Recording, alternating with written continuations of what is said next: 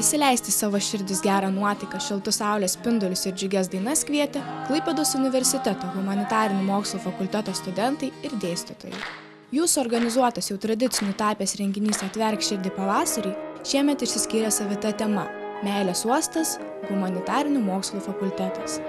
Renginyje dalyvavę kūrybingi studentai žavėjo savo talentų dainuoti, groti, deklamuoti eiles ar vaidinti.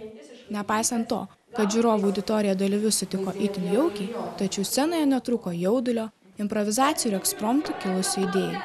Pasak dalyvių, pavasarį alsuojantis renginys pati geriausia vieta išreikšti savo kūrybiškumą. Nesitikėjau, kad bus tiek daug humoristinių pasirodymų. Iš tikrųjų, aš per daug rimtai galbūt galvojau, kad čia jau bus kokia nors labai jau tokia stiprus rimti žmonės, kai ateis, bet buvo labai šilta, tas labai patiko. Galima įsikūnyti į bet ką, atrodyti bet kaip, nes tai ir reiškia atvėrimą širdžiai. Pavasariui. Seniai kilo pasirodymo idėja dar per humanitarų dienos šventę. Mes vaidinom Raudonkepuraitę, buvo miškas, tada pavirtom visi gyvūnais, nes mes pajutome savyje gyvūnų tokia visus instinktus ir pasidarėm visi gyvūnais. Dabar esam čia jau 3 kartą, bus jau 4, kol dar mokysimės, tol bus. Netikėta staigmena pradžiugino humanitarinių mokslų fakulteto dekanas profesorius daktaras Rimantas Balsys. Pasirodymo pabaigoje jis pats čiupo į rankas gitarą ir smagiai ištraukė improvizaciją pagal Henriko Radausko eilėraštį Kaštanas. Dekanas džiaugiasi beribio studentų išmonę, kuri anot jo šiemet buvo neveikiškai brandi. Laikai keičiasi ir studentai labai jautriai ir giliai, kaip aš pastebėjau, reaguoja į aktualijas.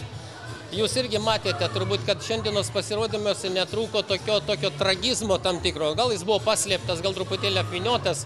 Bet šių metų renginys turbūt mažiausiai pasižymėjo tokiu ypatingai džiugiu žaismingumu, koks kartais pasitaikydavo. Jis labiau buvo toks, sakau, filosofiškai gelmiškas. Susirinkusiosius sveikino ir Klaipėdos universiteto rektorius, profesorius daktaras Vaidutis Laurėnas. Jis studentams linkėjo neužmiršti šmaikštumo ir nešti laimę tolyn už universiteto ribų. Tai yra tradicinis humanitarų renginys, kuris visada visiems primena, kas užmiršo, kad atėjo pavasaris ir reikia būti visiems šiltiems, atviriems ir džiugiems. Aš manau, kad tai labai prasmingas dalykas. Tiesą sakant, ką bedarytų universitete studentai, tik į gerą. Aš visiems linkiu to gero.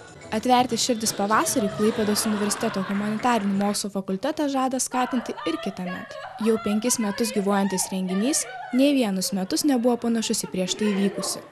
Todėl ir kitais akademiniais metais iš humanitarių bus laukiama staigmenos.